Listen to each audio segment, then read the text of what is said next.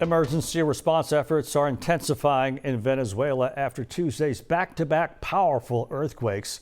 Just in the past few minutes, we learned the death toll has climbed to at least 920 people and over 3,300 injured. About 1,000 responders in 25 search and rescue teams have been deployed from around the world. And now we're joined by Brea Burkholz with Direct Relief to learn more about these efforts. Brea, thank you for joining us today. Now, so where does the response stand right now in Venezuela? And what are you hearing from Direct Relief and the other partners you have on the ground? Well, first of all, thank you for having us, Ron. As we've seen the images and the videos, it's a really dire situation. In these first hours and days, after earthquakes of this magnitude, it's really critical that we have search and rescue teams and first responders out, getting as many people out from the rubble and finding survivors as possible, as quickly as possible. So Direct Relief right now has two funded teams deployed, search and rescue teams, one out of Spain and one out of Mexico, who are on the ground supporting these search and rescue efforts. And why do they say that the first 72 hours after an earthquake is the really critical time? You know, obviously there are exceptions to that rule, but for the most part, what we find is that that is the amount of time that being without food, water, often limited oxygen, depending on the materials and things that people are trapped inside of, that is essentially what is survivable. So it's really critical that these teams are on the piles doing what they can to find as many survivors as possible. What does the coordination look like right now? This Herculean effort that we have here. Yeah, so again, it's really focused, Direct Relief is really focused right now on getting support for search and rescue and first responder groups.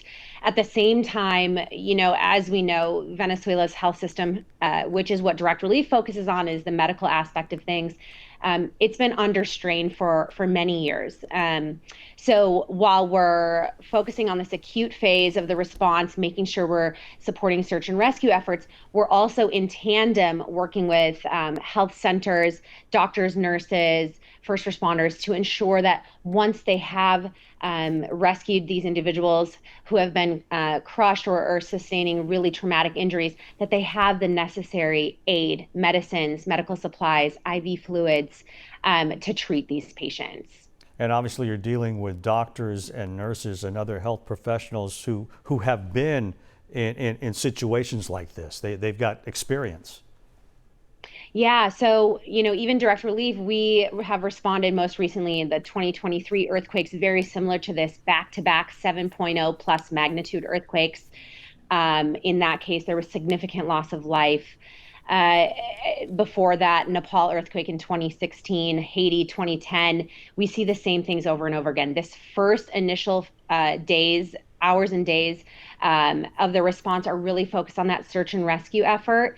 And then long term, how can we support the overall health system? And that includes the mental health for first responders, doctors, nurses. They've gone through this trauma themselves, but they have immediately jumped into response mode. A lot of the individuals too, you see the images of digging with their bare hands.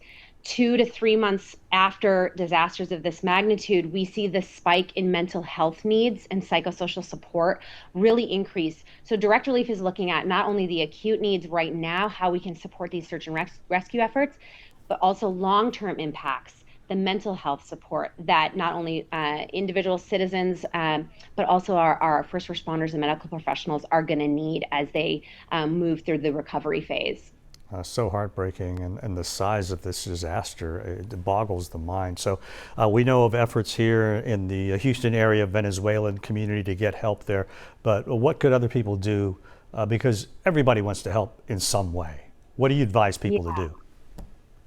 So I think find a cause that feels right for you. There's obviously need for shelter, there's need for food, there's need for medical care, search and rescue support. So find the thing that calls to your heart, and then maybe do a little research. There's a site called Charity Navigator. It will give you ratings on all of the different organizations that are supporting, so you can see how organizations use their money, the ratings that they have, and then donate if you can.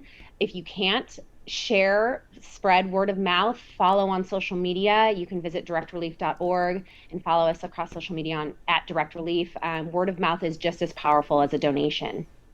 All right. Thoughts and prayers to everybody down there in Venezuela and everybody trying to help them. Thank you again, Brea Burkholz with Direct Relief. Thanks for joining us this afternoon.